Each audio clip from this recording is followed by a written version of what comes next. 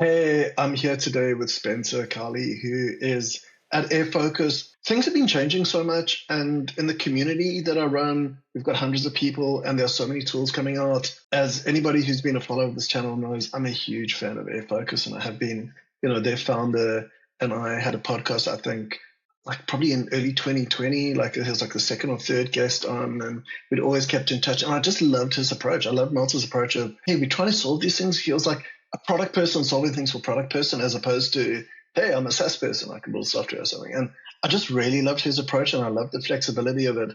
We've got Spencer here today, and Spencer's going to talk a little bit about what he does at airfocus. But more importantly, I guess, than that, or at least for me and my audience, because I'm super, super excited to see this. There's new airfocus. Is it V2? Is it? I'm not quite sure what we're calling it, but all I know is I'm super excited, super amped. I know you, dear viewer, are really going to get a huge kick out of that, because Spencer knows what's going on. He's got the source and he's going to be sharing it today. So Spencer, over to you, my friend.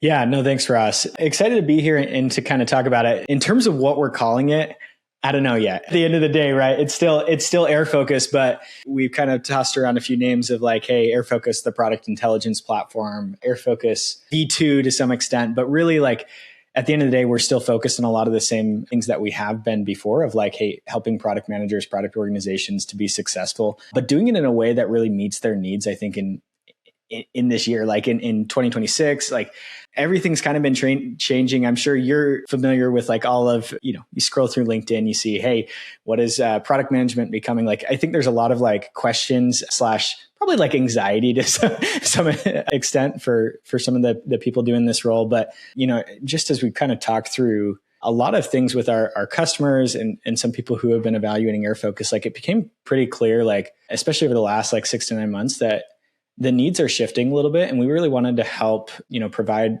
some vision for people as they're looking at how do we actually leverage both AI and some of these newer technologies to actually do things that are helpful for product managers.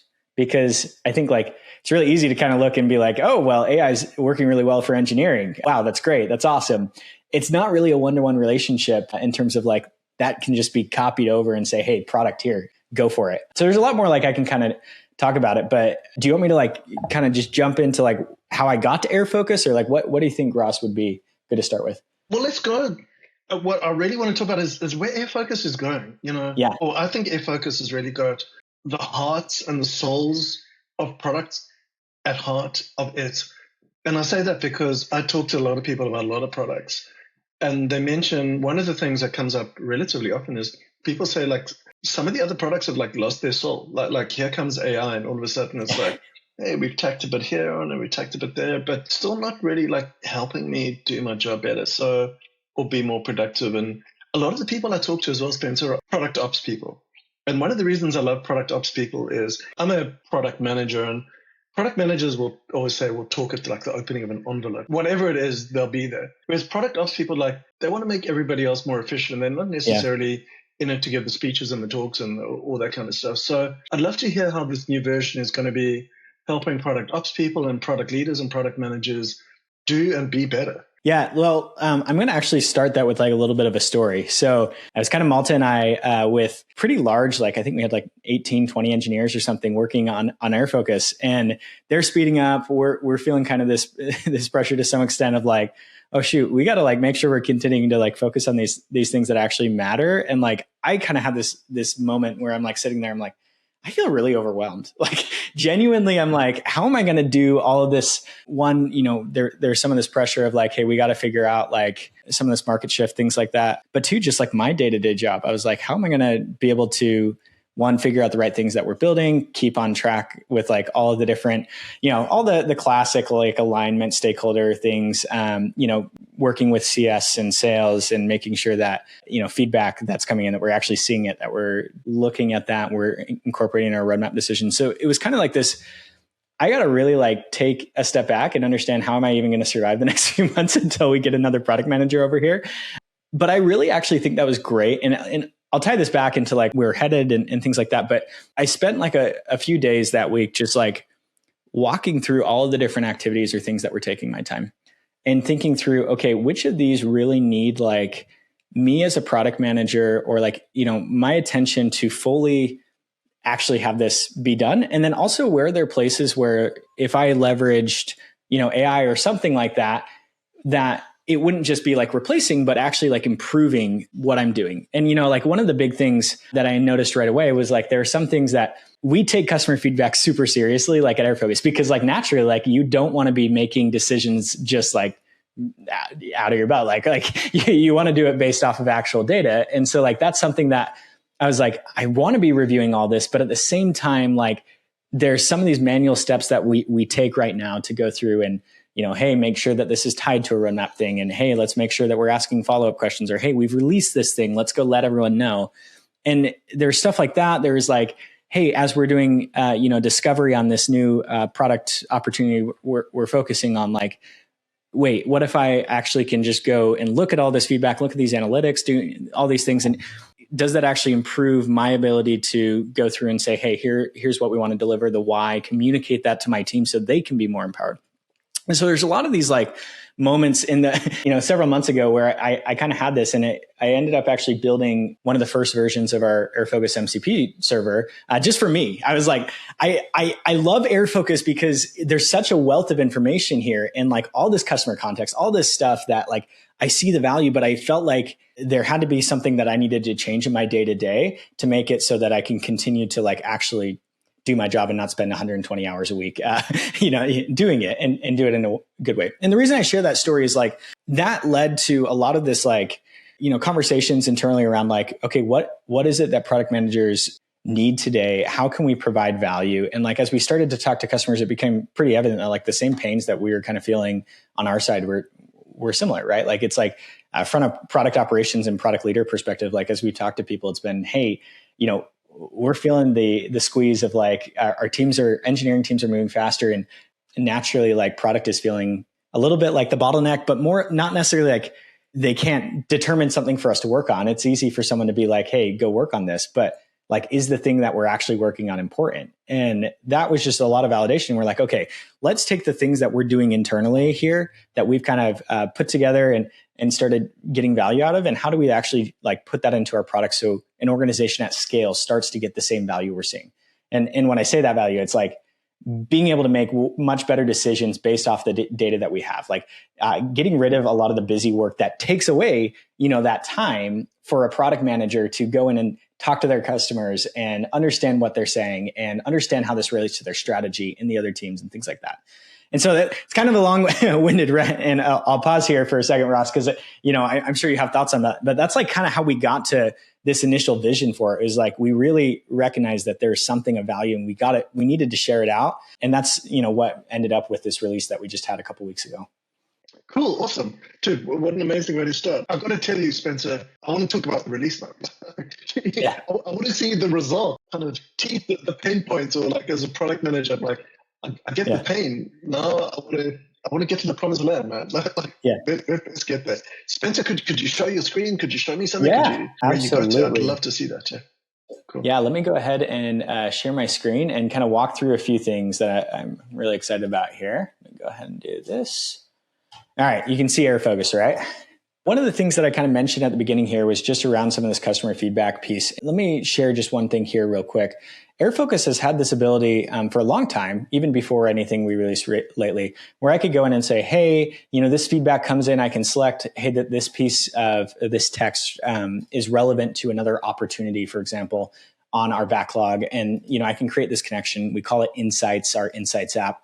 And we can start to see those kind of bubble up. And when we show this to people, they're always like, wow, this is great, because we can start to actually take our customer feedback. And in this view here, I can kind of see here, like different product opportunities, problems, things that we might want to solve. And we can actually see based off those insights, like which ones are customers talking about. People have loved this for a long time, because like oftentimes it's like, there's a wealth of information, this qualitative feedback. How do we actually turn that maybe into something that we can actually prioritize against, or even use as part of our discovery? So we're not just like reinventing or like redoing discovery when customers have been telling us a lot of stuff towards the start. But the challenge that we've always heard from customers, and I experienced this too, is like, I love being at this state because it's great, like to be able to go through, look at all this feedback. And we'll talk in a second about how we can actually use AI to go through hundreds of these, but getting this state to this state is way too painful. And so that's not to say that people shouldn't be reviewing every single piece of feedback, but the connection is really important, especially as we start to leverage AI to actually go through and, do some analysis on this, help us find connections between things. And so one of the first things that we launched is this insights agent here where, let's say a new feedback piece comes in. I'll just kind of duplicate this here as an example. We'll see that the insights agent starts running, and what it's doing is it goes through and it does a number of steps, including like looking at the actual feedback item, looking at similar feedback within this workspace to say, hey, have other customers requested something similar? And if so, like, does that already have a connection? And then looks at other opportunities that we have and then creates a connection based off of that. That's important because as those connections are built out, it really helps kind of build this like product context graph is kind of what we're talking about as we talk about it internally. And what that does is it makes it so that when a user actually goes and tries to use the MCP server or the airfocus agent, like we'll talk about in a second, AI can actually find the relevant information by kind of navigating these different paths and connections we've set up. And so you can see here, the insights agent processed this. It created a connection right here to this opportunity. And, I can go ahead and see that here. And then what's great is that these connections are all, queryable already by some of the new features that we've introduced. And so like the airfocus agent is one of these kind of ways that you can start to interact with some of this data.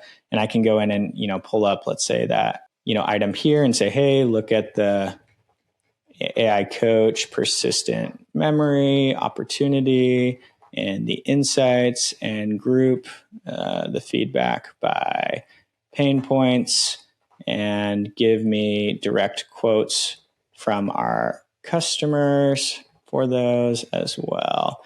And so like the insights agent's kind of one piece of this and us starting to move in this direction of like, how do we automate some of this busy work, but also still provide value with feedback management. Cool. Yeah. And then you can see actually, as we're talking, it's actually building it there. Yeah. Yeah, exactly. And so that insight that was created is now accessible by AI through both our in-product AI as well as, the MCP server. So, it's gone through, looked at all those insights. It's identified, hey, here's direct quotes, right? I love this as a product manager because whenever I go use AI and it does a generic summary, I'm like, okay, my BS meter is going off a little bit. I'm like, I got to make sure that this is actually what they've said and things like that. And so I like reading exactly what they've said and grouping that by pain point also helps to start think through what value chunks do we want to deliver with this? Is there something that's higher value that we can deliver at the start? Which pieces we want to think about pushing and releasing later? And this is just one example, but this is kind of where we started to want to go with the product is all of your data that's here in airfocus already has some of these connections built out with, initiatives grouping all these opportunities together or, a connection between my initiative and my OKRs and how that relates then to the feedback. Those connections are a surface that AI can navigate and use so that what you're getting is actually grounded in the context of your airfocus data. Okay. And where do you think people get stuck the most when they try using this new version, with the AI? Because, you raised something pretty, maybe not obvious, but super important. I've got that same thing that my kind of BS meter, I think you called it, is kind of it sounds like I don't know what it's like talking to, hundreds and hundreds of customers that don't always talk that politely to you, right? Where people either got stuck on this or, what kind of feedback have you got on that so far? Yeah. So a couple of things of one, I think that we still have work to do on making it clear what both the airfocus agent and the MCP server capabilities, we can talk about in a second, what they're actually capable of. And what I mean by that is we intentionally built this out so that it can access basically anything within your airfocus instance and see, almost everything that you can see as a user. It's able to go in here and say, hey, I'm going to look at, not just the basic title description, the fields, but also the history and the comments and these connections. If I link a key result here, and so there's some bit of this that's as we talk to customers and they're oh, what could this even do? They think about it as just a normal chat bot, kind of experience of maybe it can just tell me, what airfocus as a product can do, but not necessarily things that are about my data. And so I think some of this is us trying to figure out how do we package these like valuable workflows that we know work really well together. And that's kind of where we're headed next we're going to be introducing airfocus skills in the next couple of months, which kind of does this of like, hey, here's, a skill that you can use as you're writing your OKRs. That's kind of both best practices, but also looking at like your actual data and adapting it for you. And so I think there's like, awesome. Yeah, like things like that, where it's like, we know the power is there. It's packaging it up and making it easier for people to realize for themselves. And then I think once people get that and they're like, oh, wait, now that it can do this, wait, what about this other use case, right? Like, and so it's really helping people get started with it, I think is one of the biggest challenges we have right now that we're working on. Okay, this is great. Okay, cool. What's next? What else? A lot of what we have seen here in the airfocus agent and the insights agent like is great. We also know that like a lot of our customers have different requirements when it comes to security, legal, things like that, especially when it comes to AI, because it's really sensitive, especially based off of like the contracts they have with different people. And so one of the things we wanted to do, and this isn't just with that, kind of sensitivity piece, but also like with the fact that people are already using tools today like Claude or Copilot or ChatGPT, or like basically these tools that they're already using as part of their tech stack. And so we wanted to bring, airfocus data and make it available to act on and to read in those other tools. So I'm going to go ahead and swap to this tab here, which I have Claude open, which, is one of the ones that a lot of people are using for product. And I can do a lot of the same things that I can do there, but also even more. So like, for example, I can actually like make edits to my data and things like that from within Claude. So if I want to go through and, say, hey, look at my customer feedback over the last month and recommend any missing, opportunities or initiatives that we should create, then let's actually, create those. And so this is going to take a second to go through, but like what we've done is we've essentially opened it up so that, I can go use my tool that I have of choice and actually access my airfocus data and then write back to it. And so teams are starting to use this for all sorts of different things. I was talking to a customer yesterday who's kind of gone through and set up their own like workflows behind the scenes to allow like their CSMs and salespeople to like interact with an agent that then submits the feedback directly within airfocus. And like, there's all these other ideas that people have started to come up with when it comes to the MCP capabilities. But like, even just here, like one of the great things about it too, is that you start to get some of the benefits that these other tools, like Claude's really focusing on a lot of things here as part of their experience. And so you can also get that from whatever tool that you're using. Why don't you just help people watching this kind of tie this back to airfocus? Yeah. I'm just thinking there'll be a lot of people who used to kind of working in the airfocus UI, but there'll also be a lot of people who want to kind of work in the Claude UI and just pull that in. So if you could just tie those two back, I think that'd be fantastic. Yeah, of course. So what we've done here is this is so it's our airfocus MCP server, but within like the Claude UI, it's called a connector. And so you can see here that I have that connector set up, have that information as part of our help center article. And then basically what that has is it has a lot of tools that interact with that data. And so if we go, back over here, we can see obviously we have all these different tools that allow Claude or whatever tool you're using to actually interact with airfocus data, right? So things like getting comments, documents, linking any links between items, since there's parent-child relationships. And we also have like actual write tools as well, right? So the ability for updating the document, the item, creating new comments, documents, insights, items, things like that, all from a second tool. And so if we go back into that conversation we had here, I go ahead and just refresh and see if this will pop back in. Looks like Claude's being a little buggy for me today. So let me go ahead and see if this will pop back up. I think ever since Fable got released yesterday, it's just so dumb and crazy. I think it must have just restarted my session. But essentially, like what it'll be able to do, like we see here, right, is it's searching through the workspaces that I have here in airfocus, and so we have these different workspaces. It's looking and filtering those items so it can use all the same, filtering capabilities that we have there, getting those items and that information there. And so you can see all the fields coming in. And it'll even say, hey, here you have some comments to pull, and then insights and different things like that as well. And so it can basically navigate through the UI or like the data like a human would do through the UI. And then once it has that, it can come back and respond and then say, hey, let's go ahead and create these new items. And so it's giving me that analysis, and I'll approve here in a second so it can, move forward with creating. Does that kind of help tie that together, Ross? It absolutely does.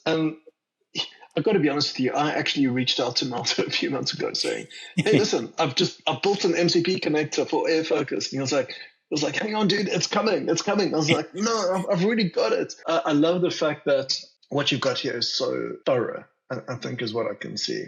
And what I can also see is, again, like, I remember I reached out to Marta, I think like probably about a year ago, like last July or so. And I was like, hey, check what you could do. You could have all these things connected. And he was like, oh, wow, this is kind of like the future of it. And I'm not saying I had any influence whatsoever, but it looks like what I saw as kind of, hey, this is coming down the line. You guys have totally engaged and totally delivered on that. So cool. Okay, I'm super, super amped. What's next, Spencer? I'm enjoying this. I'm glad you had that vision for it too. And I'm sure that helped as I went to Malta and I was like, hey, I think we got to do this. Like, I think this is really what we need. And it helped also that, of course, our customers are coming and saying, hey, we want this. We want the ability to bring this in. It's really exciting to have. And like, even from, I had these moments like 5 months ago or so when I started using this, I was like, holy cow, like this is going to change the way that I work. And like, it truly has. And we're seeing it at Lucid too, of like, we have lots of product managers who are using airfocus, and like, this was really an unlock for them as well, of like really tying together just like the new ways of working that they're trying to figure out with a tool that also helps everyone collaborate together. Like, I think that's what's so big about this is like, it's really easy for a product manager. I mean, I go on LinkedIn and I see stuff about, oh, I'm a PM using Claude Code and, my markdown files in Obsidian.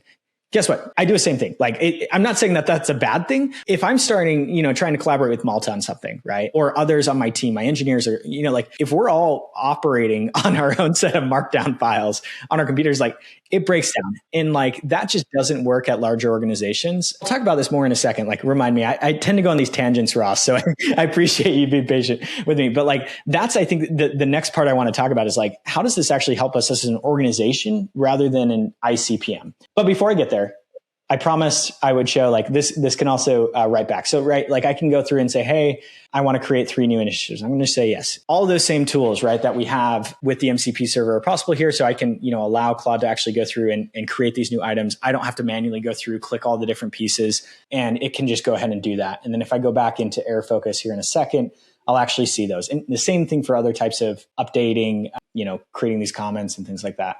And it's been a game changer for me of like, we might have a conversation in Slack. I just, copy that, say, hey, Claude, go make a ticket for this or file this or something like that. And it just goes and does it. Saves me a bunch of time. It's great. Sounds amazing. Cool. Okay. Yeah. And we can actually see like here. Like a kid in a candy store at the moment. Like I keep getting like, yeah. Spencer, what's next? What's next? What else can I have? Yeah. What else can I have? Yeah. So let's talk about next. So there's a lot of things. There's actually one more thing that I'll highlight. And then I promise I'll talk about this like broader institutional AI and things like that. One of the things we actually decided to build, like, I think it was probably about 6 weeks ago. We started on this vision of like what we wanted as part of this release. And we decided that we really wanted to have documents as part of this release. And this is to some extent because a lot of people are moving towards documents as kind of this format that they interact with AI on and have an artifact of like, I have this session, we do this analysis. And so let me actually show you what that looks like within the airfocus UI. If I'm here on an item in airfocus, we now have this new functionality with documents where you can kind of create a new document and you can, it's a document, right? Which some people might look at and be like, okay, cool. Why did you do this? And one of the biggest reasons we did this was because we recognized that, a lot of people are starting to use AI, for example, for, basic writing PRDs or doing a feedback analysis or things like that. But like we said, they're storing this in markdown files on their computer. People can't access it. Like the shared context was not developing and benefiting the organization. I talked to a couple of people who were like, oh, we're trying to start to do this with GitHub and a repository where all the PMs push their markdown files into that. And I'm like, I'm not opposed to that, but I think it was a little bit prohibitive for some of these companies to get there because it's like, well, 1, your PMs have to learn Git. 2, you actually have to have GitHub licenses. 3, well, are you doing reviews on these PRs as they're going into? So there's like a lot of complexity there. And we just were like, okay, let's make it so that documents can be created by AI, updated by AI, read by AI, and then that those continue to be used so that your outputs over time get better. And so, I'm not going to go through because it works the exact same way that we just showed with creating new items, but like I can go ahead with Claude and actually create a new document that would appear here and update those and things like that. And then that's obviously available for the airfocus agent to read and other things as you're going through and using the platform. Cool. I'm still digesting some of that. Okay, so you said maybe in closing, you said that what we would get to is I think you were talking about like you get to the vision or the next steps. Maybe that's Yeah. because it looks like you guys have gone really, really far. I love the fact that you've got that MCP server, because I remember last year I had like post-hog, I think Mixpanel, Yep. but I was pulling them via API, not via MCP. And what else was I pulling? I was pulling like Google Docs, Jira, just like loads and loads of things that I was pulling. I was using a tool called N8N at the time, which is great. But if you've got all the MCPs, maybe you need it, maybe you don't. N8N's really great at an enterprise level if you need like all the governance and you need all your credentials and like Azure's secure vaults and things like that. It's awesome. What I loved about that was essentially I was now kind of staying in Claude or now Codex and chatting to all these MCPs, which were then kind of raising everything to me. And I found also that my UI ended up becoming more of a chat type of thing. And I've seen in some places like the guys at PostHog, they're like, hey, but do you really need the dashboards, or do you really just need the data that you need when you need it, right? And I think that's a big, bold, ballsy move of theirs. But because, hey, I mean, you can argue like some of those analytics companies are kind of selling dashboards. Now they're just selling chat. So are they like a headless server type of product? Anyway, I don't want to get into like all the philosophical ups and downs of it, but I'd love to go like where do we go from here, Spencer? Yeah. No, I'm actually glad you brought up PostHog. I really love a lot of the things that they are doing, by the way. Like, I think it's so cool to see there's a number of different products out there that are innovate. And like, we've taken inspiration from, I think, a lot of different patterns and things that we're seeing. So anyway, I just want to throw that out. They're doing some really neat stuff. Yeah, they're nice people. I really enjoy them. Yeah, no, I haven't met them. I'd love to chat with them at some point. But yeah, cool. we use PostHog and really enjoyed some of the stuff they're doing there. What's next? Yeah, classic question. I would say we're just getting started. There's a number of things that we have like on our roadmap, the immediate term things. So let me just walk through a bit of the vision first, and then I'll kind of talk through how we're executing on it. There's kind of like 4 themes that we're thinking through when it comes to like airfocus and our product strategy. Before I go into the themes, like the high level vision, right, is like we want to continue to help product managers and product organizations to make better decisions faster. Ultimately, when we say better, right, it's value for our business, value for our customers. And that's like the core of product management at a whole, right? Like it's not, before Malta talks about this a lot on his LinkedIn, but like product management was never about writing user stories. It's not about, vibe coding prototypes. It's like ultimately like all of these things are how do we get value? And so we're focusing on that as like kind of our North Star and doing that and improving it with the new technology that has come out here and really building out that product intelligence platform. Now, in terms of how we get there, like there's kind of a couple of things here. Like one, we want to continue to expand on our, what I'm kind of calling this like product context graph. So it's like all the connections between the data, but also bringing in new data that's part of that graph. And so like, as you mentioned, analytics data, right? Like that's one of the things that we're looking at is like, how do we make that accessible from within airfocus so that when I go and ask, hey, look, what should we potentially be prioritizing next quarter? It's not just looking at one piece or one slice of this, right? It's not looking at just my customer feedback. It's also looking at, okay, what are our company goals, our strategy, our OKRs? And then also, what is the analytics data telling us? What are the patterns or the themes that we should be looking at there? And so like analytics is one of those. Another one is, how do we bring in more of that feedback? Like people are already can use airfocus for that. We have integrations with things like Zendesk and Intercom and Slack and things to bring that in easier. But we've continued to notice a trend of people wanting ways to bring in like customer calls or sales calls and the nuggets of gold that kind of sit there that don't get submitted because there's friction. And it's like, hey, does CS and sales want to have to go through all these? And so figuring out ways to bring that information in and that type of context from these different customer calls or sales calls and bringing that into the graph. And like, there's a lot of other ideas we have around that, but it's both bringing that new data in and then continuing to increase the connections between that and all that data. One other thing I'll call out there as part of that theme is like, obviously airfocus was bought by Lucid, and we're really trying to figure out how do we bring this Lucid and airfocus story together, because there's so much value on the Lucid side when it comes to visual collaboration, which like it has been kind of a challenge, I think, to some extent of figuring out where those pieces fit together and like, what do you do in airfocus? What do you do in Lucid? And we have some really good ideas for that, but like, there are going to be cases where I want to prepare a roadmap review with, some of our stakeholders, and get their feedback live on something like that is a perfect situation in which I want to use Lucid. And so how do we take this structured data that lives in airfocus, put that on the canvas in a way that is helpful for facilitating this discussion. How can airfocus even help me prepare for that, right? Like think through what are maybe some of the risks or things that I should bring up in this live audience, because time is valuable, right? And then how do we take basically the discussion that happens there on the canvas that's a little bit more unstructured, bring it back into airfocus so it is queryable, available for agents and humans as they're moving forward. Like these decisions are documented so that we're not, just making the same mistakes or having the same discussions, a month or two later.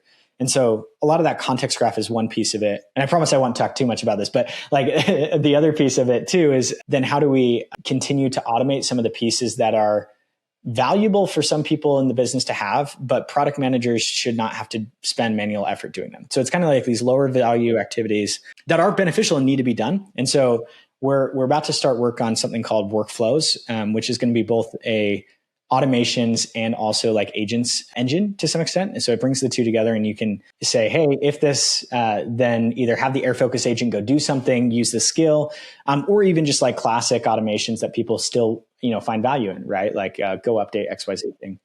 And so there's a lot of that piece of automation. And then beyond that, there's continuing to add more tools, more capabilities into the agent, the MCP server, and expanding on like the ways that it can actually visualize and interact with the user. So there's a lot more like coming on that side of like, how do we make the native experience here in airfocus and using the agent better? So I know it's kind of a lot of stuff, but that's where we're trying to head. Super exciting stuff, Spencer. Like in closing, I just really want to say thank you. But in saying thank you, I think you've done an amazing job in showing where this is going and where the future is and where airfocus is going.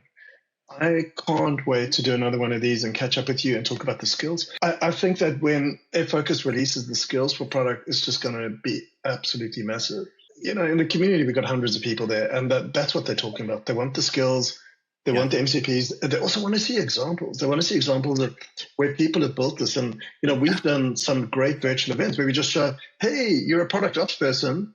You've built these things. And now you can keep improving it. You've got all the tools at your fingertips now. So I think giving the MCP, doing the skills, seeing how you can start taking some of your integrations, having things like analytics integrated into it. Like, oh, wow. Like if I think about this sitting there and what I put it, well, the tools like Excel and then like having an amplitude or a mixed panel and a this and a that. And it's like, oh man, like what a total pain in the ass. And then there's just been because there's been this proliferation of tools, right? Some of them are great and some of them you just kind of inherit when you go to a new organization. And you just like have got this. I remember being at one org whose name will remain nameless, where we were trying to do a product catalog just in my part of the org. And eventually when we got to like 250 products that had been built up over the years, we just stopped counting because it took us like 2 or 3 weeks to count. And it's like, either we can just keep putting our resource into cataloging what we got, or we can say we're probably 90% of the way there or 80% of the way there. Let's just see where we are and where we are also in the life cycle. And if we had tools like these and MCP servers and tools like this, it could be just like go out and find it. We have get the agents and go do that. So Spencer, really enjoyed this. Can't wait for part 2. It would be great. Thank you, Ross, for having me here. And looking forward to future conversations about it. Absolute pleasure. Really, really great to have you. And also looking forward to having you inside the community so you can share this with everybody in there as well. So Spencer, thanks so much for joining. And for everybody watching this from Product Team Success and Enterprise in the community, from me, Ross Webb, until next time, bye for now.